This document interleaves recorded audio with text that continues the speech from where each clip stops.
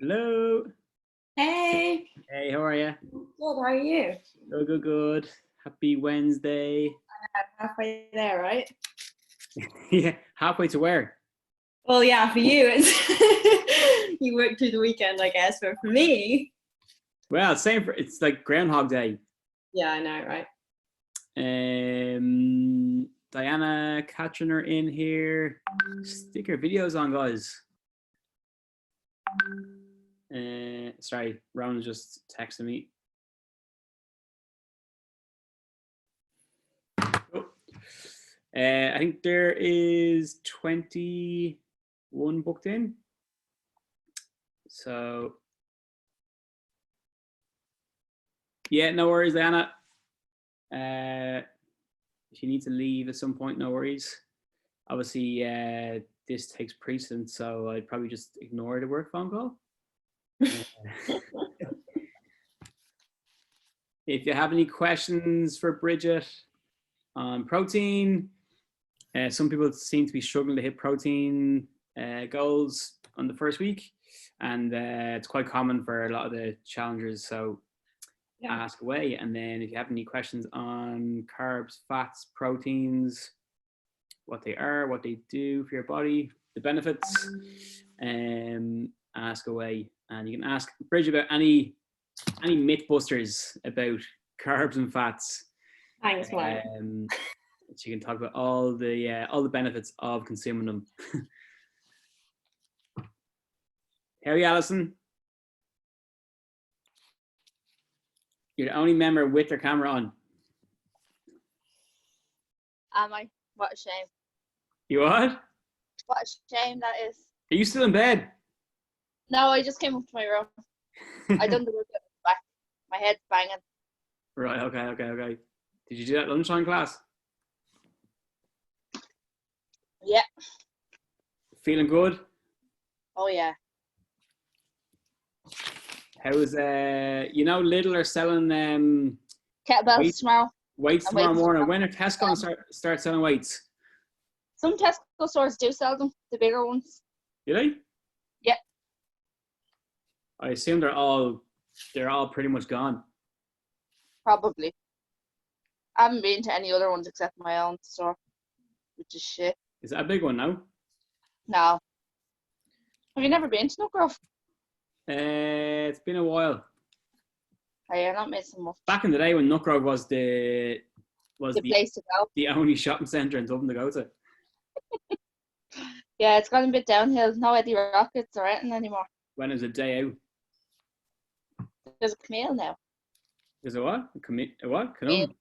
Or Camille? Camille. Yeah, it's a bit dangerous. I've heard mixed reports about Camille. Oh, it's Have so you never good. been? Twice. No, I have been. I've had a Camille. Yeah, it's nice, but some people have said that like they don't like it at all. Some people have got food poisoning from it. What? I love a good Camille. I love it. So nice. I like the way they cook the peppers though. They're a little bit hard for my liking. Yeah, I find that as well. All their veg, their broccoli as well. It's always rock hard. Super hard. You want to put in an official complaint? Oh no, couldn't do that now. I'm probably one of their best customers in Nugrove. You might get a voucher out of it. I'm not that petty.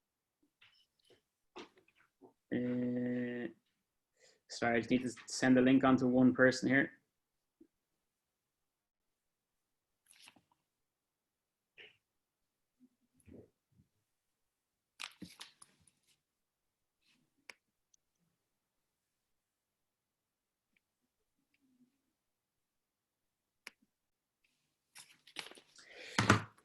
Okay, 2 more people waiting here. Okay, so yeah, we're just 1 minute past 2. There might be a few more people who come in. I'll just admit them, and then I'll change you over to host then in a few minutes, Bridget. But Does that mean that I'm just there?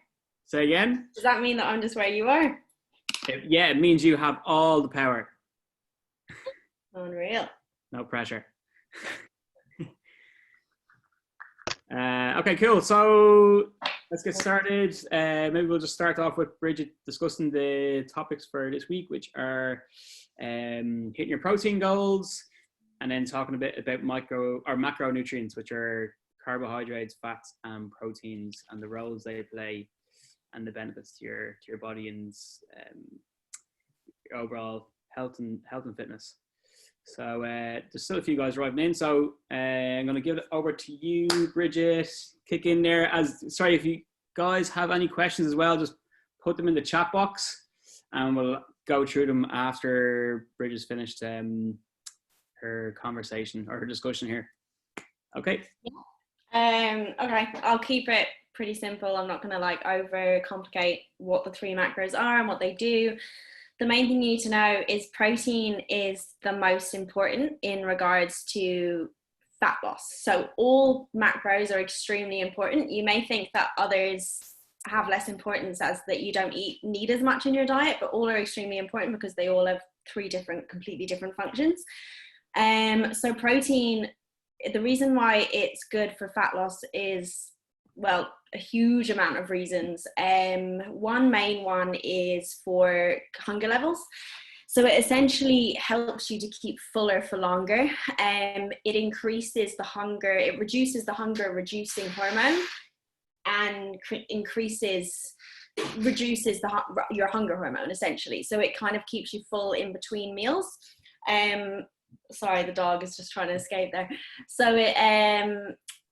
So if you have a high protein meal, it will essentially stop you snacking in between meals. It will keep you full until your next meal. It's great to have a high protein dinner because that will keep you full through the evening. You're less likely to crave food afterwards. So I think people have this perception that it's carbs that keep you full, but it's protein. Another really good Another reason why protein is good for fat loss is because of its thermic effect. So essentially, there's a certain amount of calories that go towards digestion. So when you eat a food, a certain amount of calories will actually go towards digesting that food. It's called the thermic effect of food. So with protein, it actually has a higher thermic effect than carbs and fats. So you could eat, it could be up to 30%. So say if you eat 100 calorie protein meal, like a snack, you could get 70 of those calories into your actual body, and then 30 of those calories will go purely towards digestion. So that's another reason why protein is better for fat loss. So yeah, I'm not going to go on about protein too much because I'm sure there'll be questions about it, but then just quickly, carbs are essentially your body's main source of energy. So carbs are super important post cardio sessions in particular because you're burning a lot of calories. You need to replenish those through carbohydrates. And then fat is important for absorbing the nutrients that you get from food. So fat is kind of like that sponge that absorbs everything that you get from protein, carbs, and the actual fat sources themselves. So that's kind of a brief summary of what all the macros do.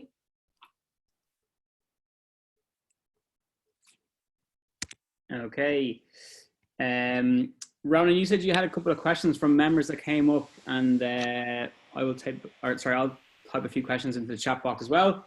And if anyone else here has some questions on their nutrition, just type in the chat box and we can run through them. Cool. All right. So a question: is there a different thermic effect from protein consumed from a whole food, let's say by eating a steak, versus having a protein shake? Would the body digest that differently? Is there a different thermic effect? Sorry, would the body digest the food? Would the body use more calories to digest something like a steak than it would to digest something like a protein shake? It could do, but for the likes of fat loss, that is not relevant. Mm-hmm. Perfect. So people can get the protein shakes in then to hit their target. Completely. So, you do not have to prioritize a certain protein source over another one in order to get less or more calories out of it, if you know what I mean. So the thermic effects of different foods will vary from food to food, but for the majority of the guys on the challenge, their goals with fat loss, it's not relevant. Okay, cool. So question has popped in here. Are carbs bad for me? Should I eat more carbs on days I exercise versus days I don't exercise? Okay, first of all, carbs are not bad for you. Carbs are extremely good for you. You need them. They're fuel, not only for your brain, but for your body. They're an extremely important thing to keep in. I don't know why carbs still get such a bad rep. Like, it's a stigma, I think, that came around, God, about 10 years ago now, that like people are slowly trying to kind of move away from, but there's odd parts of diet culture that are still saying you should only eat carbs after 6 p.m. You shouldn't eat carbs after 6 p.m. You should only eat carbs after exercise, blah, blah, blah. So in terms of should I eat more carbs on the days I exercise, so when you exercise, you need carbs to fuel those exercise sessions, and you need carbs post those exercise sessions.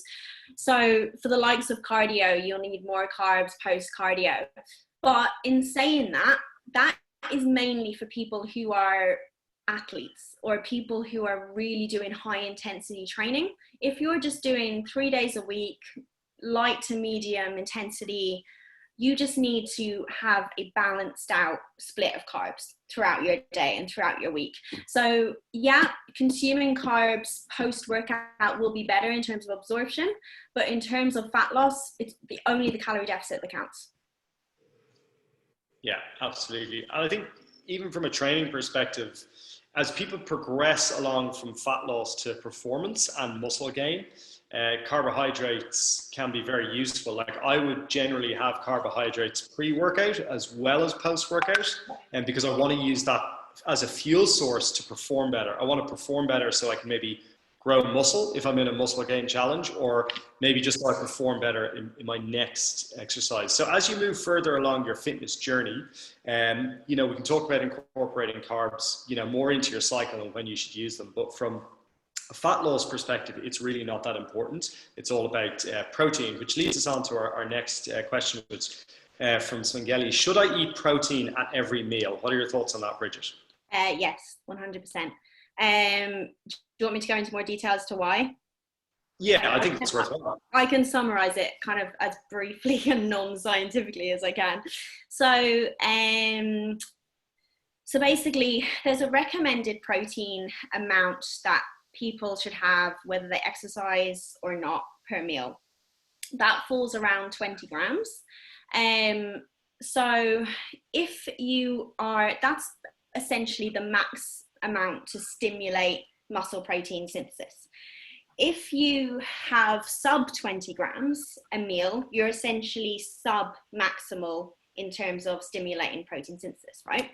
So what the mistake people make with protein intake is that they'll have a sub maximal amount at, say, breakfast or lunch, and then they'll overload on it at dinner. So say they'll have 12 grams at breakfast, which is say like 2 eggs. Then at lunch, they might have like 15 grams, which is still sub-maximal.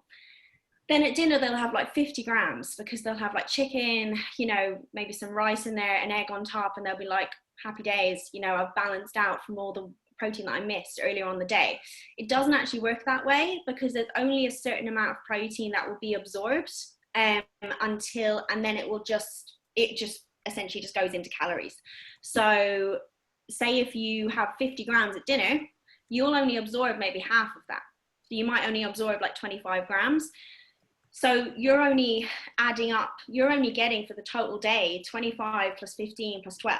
Whereas if you'd have had 20 and above, so 20 being the absolute minimum per meal across the day, you would have got that amount for each meal, if you know what I mean.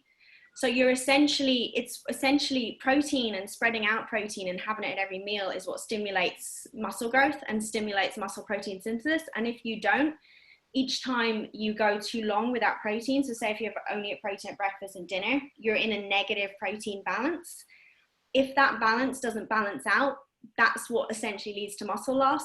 When you stay in a positive balance, that's what keeps your muscle mass. That's what helps keep you lean. That's what helps build and retain muscle. So yeah. Okay, very, very good question. I want to go back a little bit to the other one because I just hate that carbs still get a bad rap. But correct me if I'm wrong. Is the minimum carbohydrate requirement today 60 grams of carbs for brain functioning correctly? Have I got that right? I heard that from a doctor. I haven't heard that myself. Right. All right. Why? Well, you definitely do need to be eating carbs. That they are good for you. I'm no sure, worries. I don't doubt there is your a brain minimum. is on. Huh? I don't doubt there is a minimum. You go, Bridget. I need 80. All right. Next question we have is about fats. So good fats versus bad fats. What is the difference? So they're essentially, without going into the whole like trans fats and all those kind of things that are super scientific, there's essentially saturated fats and unsaturated fats. So saturated fats are kind of, they're processed, the likes of, what would be a saturated fat? Butter. So it's still completely fine to fit into a diet, a healthy diet, but it isn't like olive oil, which is a good fat in terms of what it does for your body, in terms of kind of absorbing nutrients of the meal. So say if you cook with olive oil, it efficiently absorbs the nutrients of a meal, whereas a saturated fat such as butter is essentially just fat, like lard. It is great for taste, but it doesn't do anything for your body. That's the simplest way that I can explain that. But it is delicious. But it's great. Like keep butter in your diet. Why not? Absolutely. So Aaron has a good one here. So this is probably relevant to a lot of people who are cohabiting, living with partners, where they have sort of different diets. So how to introduce protein, not including protein shakes, into snacks and breakfasts in your shared meals with partner or family if they aren't all high protein. So what are some of your tips to help introduce protein into each meal? So if we look at, let's say, breakfast, lunch and dinner, how would you introduce extra protein into family meals? Okay, so for breakfast, for a savory option, my easiest way for introducing more protein, which may not be the most palatable or interesting for everyone, is to just add egg whites into your eggs. So a serving of 2 eggs is only 12 grams. So say if you have 2 poached eggs on toast and two boiled eggs on toast or something, you're only getting 12 grams out of that. Whereas if you make scrambled eggs and you throw some extra egg whites in there, and the reason I'm saying egg whites and not full eggs is because some people, so egg is essentially made of fat and protein. So the egg white is pure protein, whereas the yolk is fat. So although it's really, really good fat, if you're trying to save on calories, you may just want to use the white. So say if you essentially just want to boost the protein level of your meal and not the overall calories of your meal, add some egg whites into your eggs and you've essentially got a much higher protein meal. And then if you want to make it slightly more interesting, add a slice of smoked salmon, a slice of turkey breast, what other meats would be good at breakfast? Some lean bacon, some turkey rashers, just something like that to kind of make the meal high in protein. Then for a sweet option, if you don't want to use, so it's shakes you're not looking for. So I'm guessing, so shakes, if you aren't against protein powder, protein oats are a really good way of getting protein into your meals, because you can get flavored powders, so you can get like chocolate flavor, strawberry flavor, vanilla flavor, and you don't even really, you just add it into your oats, and that's a really good way of upping your protein by about 20-30 grams. Then yogurt, so just like 0% Greek yogurt is really high in protein, so have like 200 grams of that with some fruit, some nuts in there, some peanut butter. Peanut butter is another source of protein. It's higher in fat than protein, but it still contains protein. Then breakfast, in terms of actual just snacks, I have like a whole highlight on my Instagram full of snacks that are generally high protein snacks. I can't think of a ton at the top of my head now. Things like beef jerky is a great high protein snack. You can just pick it up in any supermarket. It's great to snack on and it keeps you full. Cottage cheese, on like some rye bread or something with, you know, some cucumber on top, or hummus with whole grain toast or whole grain pita. There's List goes endless. on. Huh? The list goes on. Oh, endless. Like, I Getting could all hungry. day talking about protein recipes, Yeah. to be honest. But no, like, I get what you mean. If you're sharing meals and no one else cares about high protein, the thing is that the people that don't care about high protein don't probably realize that they are eating protein, if you know what I mean. So there's so many high protein foods which everyone likes, but they don't maybe realize they like them because they don't realize that they're actually a really good source of high protein, if that makes sense. So you don't have to completely change your diet just because you're on a high protein diet, if you know what I mean. Mm-hmm.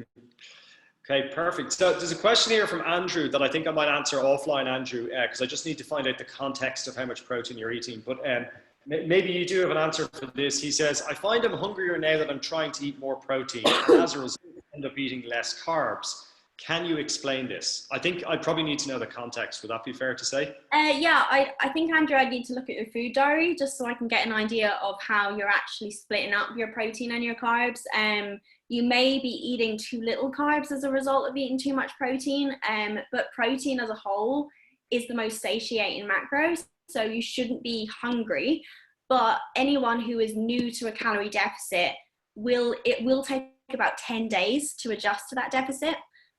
Your body essentially is going into a state of shock from the lack of food that you're used to. So you aren't going to be completely full and content from the very get-go. But no, increasing protein shouldn't be increasing your hunger levels. So I'll have to have a look at your food diary. Perfect. Yeah, we'll look at that one in a contextual context. Yeah. Just something that's very on point and relevant is the studio here is across the road from Body First Nutrition, and I can see a movement member outside going in to buy some protein. There you go. A little bit random. Unreal. Why aren't they here? Exactly. Oh, there she is there. She's waving at me. She clears on the video. Hilarious. Good stuff. So I think you kind of covered this from Catherine's best way to increase your overall protein. So having it at each meal, aiming for that sort of 20 to 25 grams is ideal. Okay, cool. So this is a good one. So good alternative for sweet treats. What's your thought on fulfill bars, for example? Okay, I'm going to be completely blunt here. If you want a sweet treat, just have a sweet treat. Honestly, I think people, they get so caught up with healthy treats, whereas they genuinely are the same calories, if not more, as the likes of a fulfill bar. Yeah. So what is a fulfill bar? Like 200 calories, maybe 250, something like that. You could eat a cream egg for 177 calories. I just know that because I had one yesterday. Or you could eat like a Kit Kat, you know, like just go into a supermarket, look at the calories. It doesn't matter if it's chocolate or if it's made with milk and sugar and everything. So are fulfill bars. So literally just also fulfill bars, if you're using them as a source of getting protein in, I touched on it briefly last week, but they're not the best type of protein that you can get from a bar. So I honestly have always said this, if you want a treat, get a treat. Fit it into your calories, literally just put it in there at the very beginning of the day. Say, you know you're going to splash out and get a Kit Kat or whatever this evening, just put it in there. Then you know how many calories you have to use for the rest of the week. Don't even do it by day, do it by week. Perfect. And actually on that note, like let's say for example, I was going to like the supermarket and I picked up a packet of chocolate bars and I had them in my press, they would get eaten that day. Okay. Yeah. I have no control when it comes to that. When I want a sweet treat, there's a shop in the corner from my apartment. I'll go down and get it. But that's how I do it, because I will literally, like, you might think, oh, personal trainer, super healthy. Not a chance. I will hoover up an entire packet of Snickers bars and a massive bag of Doritos. Cannot let me near them, okay? So yeah.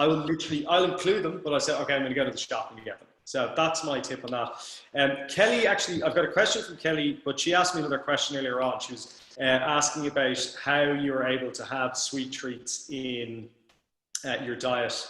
Because you said last week that you might have like 2 chocolate bars a day, for example. Now, my explanation, I just want to make sure it's right. I said, go and check out Bridget's workouts on Instagram, because she's doing like CrossFit. And you know, you're quite a lean, strong, muscly person who require those calories so you can have maybe that extra sweet treat. Is that correct? Is that fair to say? Yeah, that's pretty much it. So to be completely transparent, I am not in a deficit. I haven't been in a deficit for a while. I also haven't tracked in a while, because I just have a really rough idea now, not a rough idea, quite a good idea of what's in my food, from years of kind of tracking quite religiously. So I personally am at maintenance level. The days I don't exercise, I'm probably even up to surplus level, just because I'm not, those calories aren't being expended as well. But that's because that's my current goal. I'm not going through a fat loss goal. I'm like yourself, I'm trying to get muscle, I'm trying to get strength and energy for my CrossFit training. So a deficit isn't where I need to be right now. So yeah, but even if I was in a deficit, I would still eat chocolate twice a day because I like it. So I'd make it fit into my calories. So that's my main point here. If you want to eat chocolate twice a day, eat it. You know, like just make it fit in, or make it fit into your week. You know, just don't binge, as Ronan said earlier. Don't go down to the supermarket and get a whole packet, because you will just sit there and eat the whole packet. I would do the exact same thing. So just moderation. I find if you have a little bit of what you like every day, you don't binge on it. Whereas people who deprive themselves the whole week and say, oh, I'll treat myself at the weekend and get like a donut at the weekend for all my hard work during the week, you won't just stop there. You'll have, as you said, the packet of Doritos, you'll have the bottle of wine, you'll have the other bottle of wine. Do you know what I mean? You'll just keep going because and then suddenly you're in a surplus, you know? So yeah. That's essentially how it happens. So yeah, no, I'm a pretty good advocate of eating treats. Mm-hmm. Yeah, absolutely. And I think, like yourself, Bridget, this is the first time I think I've tracked my calories in 9 years, because I know how to, you know, I know what food I should eat, because I've done this once before, you know, 9 years ago or 10 years ago. Like for the last decade, I've known what to eat and what not to eat. And I like, personally, everyone stores fat in different ways. I get fat on the bottom of my belly and my back first. So when I can see that fat's there, usually I know, like I don't rate having a six pack at all, but I know when I've excess fat there that it's time to just be a little bit better at my food, maybe throw an extra day of training in. Because I'm at that level, after 2 to 3 weeks, I can be down in a lean shape that, you know, I'm pretty happy with. But in general, it doesn't bother me. And that's kind of where we want everyone on these courses and programs to get to, so that you're like, cool, I know what to do. I don't need to track all the time. You know, I'm either going to do it for performance, or I'm doing it because maybe I'm happy with vanity. If you want to look good and you're going on a beach holiday and take your shirt off, that's fine. Do that if that makes you feel happy. But that's where we want everyone to get. Another really good question from Kelly here. I've heard olive oil is only good when you don't cook with it. We bought rapeseed, as we heard that was better for cooking. Any thoughts on oils, the consumption of oils and cooking with oils?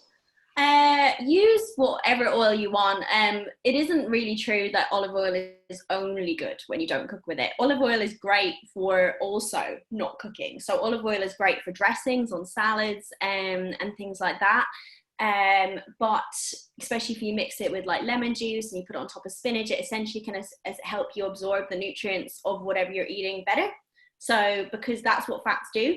So the likes of kind of adding lemon juice and olive oil to spinach gets the iron out of the spinach and into your system better. So little things like that.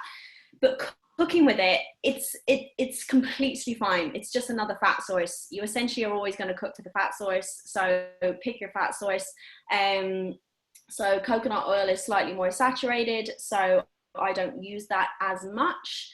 But the likes of rapeseed is absolutely fine. Just pick your poison and just go with it, and then just log it. You know, it really doesn't matter. I think people look into things like this a bit too much when they're tracking and they're saying in a deficit.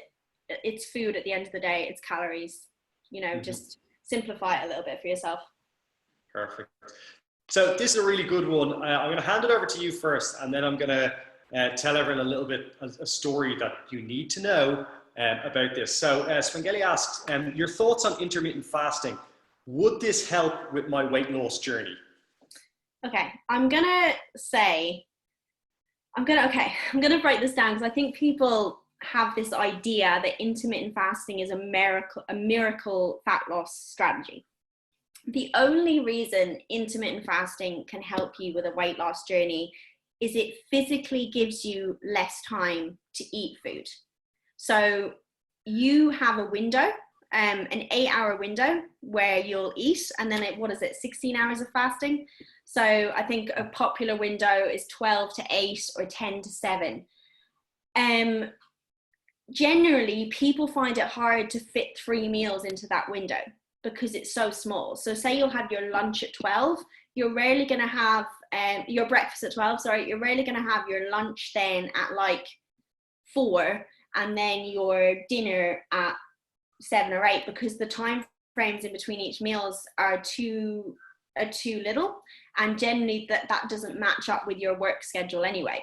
So people generally only eat 2 meals, so therefore they find it easier to lose weight because they're having less time to eat all the calories, and they physically know they can't eat past 8 o'clock. So it kind of takes out that snacking period in the evening. But there is nothing, absolutely no proof to say that that whole fasting window, that 16-hour, is a benefit for fat loss or expedites fat loss or does anything for fat loss. Because as we touched on last week, you know, you can eat after 6 p.m., you know, carbs or whatever you are eating, you can eat at 10 p.m. You'll still lose fat if you're in a deficit. So it's just rehashing the same thing. Once you're in a deficit, it doesn't matter what weight loss strategy you go with, so long as you're sticking to that deficit. It's just some people find intermittent fasting slightly easier to stay in a deficit. Absolutely. They tend to eat less throughout the day. So there's a really interesting book called The History of Breakfast and Why We Eat Breakfast. And this relates back to intermittent fasting. So if anyone's got kids in the room, earmuffs, because this is not a PG story. But The History of Breakfast, if you've ever heard the history of Kellogg's cornflakes and where they come from, you might be very surprised to know that Kellogg's cornflakes and masturbation are interlinked. You all looked at the camera saying, what is this lunatic talking about? So there was 2 Kellogg's brothers, okay? One of them was really religious. I think Mormon was the religion. I might be wrong on that, but double check it. But he was really religious. And he had a farm or a factory, and he had a load of workers working for them. Now, he wanted to feed them food so that they would be productive at the farm or in the factory. However, he had an opinion on high-calorie food, and he was that high-calorie food would up people's sex drives and make them either fornicate or masturbate. This was his belief, okay? So he developed a low-calorie food, pressed corn flakes, that he would feed to his workers because he felt that it wouldn't make them horny after the job. This is a true story, by the way. You can look this up. I sent this to someone earlier on. His brother, however, couldn't care less about religion and realized that when you added milk to cornflakes, they tasted pretty damn good. And then he started to market and sell cornflakes as a breakfast cereal. Prior to this, breakfast wasn't a huge meal, especially in the States. It was really just something that was consumed by factory workers and farmers, people who needed some energy to go to work. The general population and public tended to have maybe a tea or a coffee and then not eat until around brunch or lunchtime, if you look through the history of food. And this has kind of happened throughout the ages as well. Food is only consumed by laborers, people in the army, warriors and stuff like that.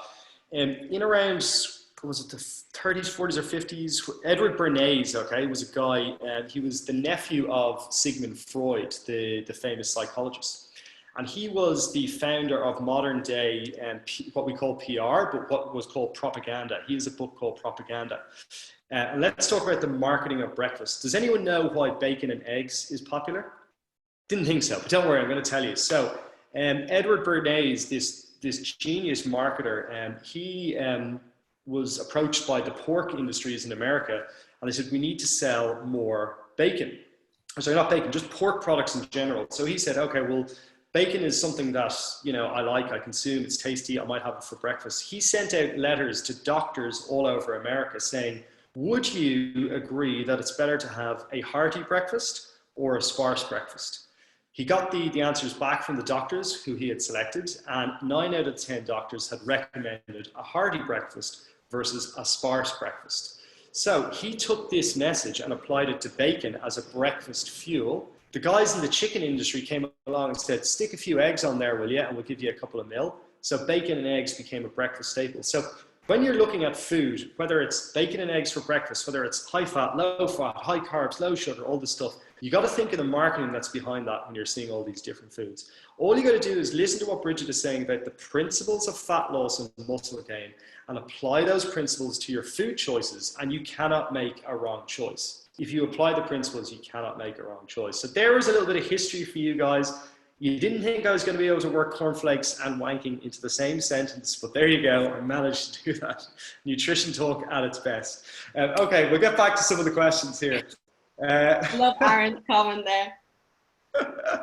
Look, guys, we're all friends here now. Hey, I'm not meeting my 1,200 calories a day. It's too much food. How do I fix that? So somebody is under on their calories. 1,200 is kind of low. They're not reaching that goal every day. I'm not sure who that was. It just came up as a phone number, but they're not reaching the goal every day. What would you suggest to help people reach their calories? Yeah, I mean, it would be great if that person could message you maybe privately afterwards, so I can actually have them on their food diary and actually see what they are eating, because it's hard to advise when without knowing what they actually are eating already. But little things like introducing snacking a bit more. So like if you like bananas, bananas are really high calories, like things like bananas and apples. Fruit, people forget, people think fruit is empty calories, like a banana is like 100 calories, even more, so is an apple. Even throwing that in some yogurt and like doubling up your peanut butter serving, little things like that, will boost your calories hugely. So for someone who's struggling to get to their point, I would just suggest not focusing too much on weighing their food, and actually be slightly more liberal with things like high fat things like peanut butter, olive oil, and things that really will add calories to meals and bulk them out, whilst obviously keeping your protein super, super high. Yeah, that would be my biggest advice. I think mainly people struggle to hit that number because they just they're quite scared to use excess fats. But at the end of the day, if you're in a deficit, it doesn't matter if your fat content is higher than maybe your set target for the day, so long as you're getting up to that number. I always say, like, just start introducing late night desserts, make some yogurt make a mousse out of some yogurt, add some fruit and nuts to it, or else just follow your Instagram, because you're in a muscle gain at the moment and you're just eating pizzas and stuff. I was under my calories, okay? Okay, we've got a couple of really good questions here. So some people who are really, really focusing on the weighing side of things, which I don't recommend, I don't discourage it, but like if you want to try it out, that's fine. So when weighing food, should it be raw food or cooked food? Will cooking change it? And there was a follow-up question from Louise where she said, same question, but she wanted to know about specific examples like rice, potatoes, pasta, etc. So is there a difference between the cooked food and the raw food when you're weighing it on a scale? Yeah, so predominantly you should be weighing your food raw. As when you cook it, it essentially absorbs water, or water evaporates.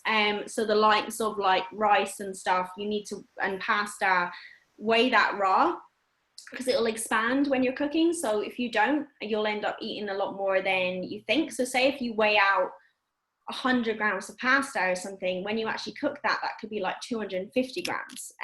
So little things like that you need to take into account. The same with like chicken. As water will kind of evaporate as you cook it, so things will kind of change. So there's certain things that would be better to be weighed raw and unraw, but overall you should be weighing your food raw, so just go with that. But as I said before, and as Roland said many times, like, don't worry too much about weighing things like meat, just because generally the packet will tell you what is an ideal serving. So just kind of put that into MyFitnessPal and you'll know that is kind of the general serving that you're eating. It's mainly carbs that are important to weigh, so things like oats, anything that kind of expands when you cook it, because you could be eating double essentially what you think, and that is double the calories. So carbs, because they're so moorish, you tend to want to eat a lot of them, and that is why people sometimes say, oh, keep your carbs on the lower side or keep them around exercise, because they're easy to overeat. But at the same time, they're just the same as eating fats and protein. You just have to keep an eye on them, make sure that you're not going into a surplus because of your carb intake. That's it. Good stuff. Okay, I think we've got time for about 2 more questions. So I have 2 here. One's an easy one from Alison. Any brand recommendations for peanut butter, or that you like to use? So any peanut butter that is just purely nuts. So don't just look at the ingredient list, and if it says nuts and say a bit of sea salt, that is the only peanut butter you should be going for. Just because other nut butters, so say like cheaper ones, are added sugar, they have palm oil, they have loads of other shit in there, so you just kind of get the standard ones. So if you want a cheap version, go to Aldi, and they do like 1k tubs for like a £5, which are, I'll just try and get the brand here. I literally have it at home as well, actually. That exact same Aldi brand. I picked it up the other day. Yeah, so it's by the Foodie Market. Yeah, cool. And Meridian, is that brand? Meridian is perfect. It's just a bit more expensive. What's the other one? Pip and Nut is perfect. Even the flavored ones, you know, you can go with all of those. Anyone that's just pure nuts. Pure nuts. Okay. Kelkin, cool. Kelkin. I think some Kelkins might have sugar in them. I'm not certain. Okay. But yeah, any Kelkin that's pure nuts is absolutely fine. Yeah. Again, with the peanut butter stuff, we're giving some good recommendations for the pure ones. But if there's one that you like, that's not on that list, has a bit of sugar in it, but it's within your calorie range, just fit it in, and you enjoy it, add it in. That's totally fine. So in terms of if you want that peanut butter source to be one of your healthy fats, then get a pure nut version. But if you just want it as a treat because you love peanut butter, don't deprive yourself of a sugary peanut butter just for the sake of it. You know, I personally have never eaten the sugary ones, so therefore I don't like them, so it's kind of handy. But if I did, I would just fit it into my deficit. So yeah, that's just good. Actually, so Claire has a bit of a question on olive oil, or a little bit of an essay, Claire. I'll try and get to this. So I would have a nice extra virgin olive oil to eat straight up in cold dishes. Don't cook with it, it's expensive. Have a light olive oil or pomace oil that comes from 2nd or 3rd pressing of olives, so it's cheaper, and use that for cooking. Just my opinion, but it's my preference. So the question I have from that statement is there a difference between the different pressings of olive oils, and is there anything really that we should know about it from a calorie perspective, a health perspective? Sorry, Claire, you are right in what you're saying, in that if you have a very, very nice extra virgin olive oil, save it for dressings and things like that, because generally they're a lot more expensive and you don't want to kind of waste it on cooking. But in terms of if you do have an extra virgin olive oil, which a lot of places do now that are quite cheap, you know, they'll be like €3 or something, you know, I just get one in Aldi. That's completely fine to use in cooking. It doesn't really matter the whole cooking process, whether you use extra virgin or whether you use normal. As I said before, like, use whatever oil you want. Like, it's not going to make a huge difference to your health or your calories or anything. They all kind of end up being around the same amount. Like, I literally have 2 over here, just to give an example. Cooking with Bridget inside her kitchen. Look at this. It's an exclusive here tonight. Right. So I use this from Aldi, extra virgin, for everything. I use it for dressings, I use it for cooking, so I'm not that fussy. But then my housemate uses this, which is just a standard olive oil from Tesco. So per tablespoon, the standard one is 135 calories. Per tablespoon with the extra virgin is 123. So it's, you know, the calories are around the same. You know, at the end of the day, it's calories. If you're really, really into cooking, I completely understand why you'd want to save the extra virgin for not cooking with it. But if you're just need an oil to cook with, it's not going to make a huge difference to the food nor the calories. Perfect. And then someone asked here as well, the difference between almond butter and peanut butter. We'll look at that from a health and a calorie perspective. In terms of a health perspective, absolutely nothing. Nuts are just fat sources. They're just very, very good fat sources. Doesn't matter whether you want peanut butter or almond butter, they're pretty much the same health benefits. I personally prefer almond butter, but it's so expensive, so I tend to just buy peanut butter all the time. In terms of calories, it's pretty much the same. So this one is 96 calories per tablespoon, this peanut butter. I'm pretty sure almond butter is around that. They're all under 100 calories per tablespoon if you buy a pure one. But no, in terms of health, I'm sure they both have, I'm sure almonds and peanuts both have different health benefits, but in terms for overall fat loss or calories or whatever, literally the same diff. Perfect. Whatever you prefer. Good stuff. All right, I think what we'll do is it's just coming up to 2:45 now. So what we'll do is we leave it there because that was a huge amount of information today, not just on protein. Get your food diaries up to date, guys. We'll be doing the reviews from, well, Bridget will be doing the reviews from today onwards. So we'll get them to date. If you've just started sort of this week and you're officially tracking on Monday, don't worry about getting it up to date. Just watch the videos and stuff like that. Everyone else should have their days logged so we can give a good review. I've also put Bridget's Instagram in there as well, so you can all go fangirl on her and follow her recipes and check out her workouts and stuff like that. And for those doing the 28-day challenge, the cookbook is now live on the members website section, so you can download that from there. And myself and Mark have done, or we will complete all of the personal check-ins today on a Wednesday, as well as Friday and Monday. So please do reply back to us, let us know how you're getting on so we can give you the best chance of success on the challenge. Thanks for joining in today, guys. Recording will be up tonight. And Bridget, as always, thank you very much for all those knowledge bombs. Really appreciate it. Thank you. See you later, team. Catch you later. Bye. Thank you.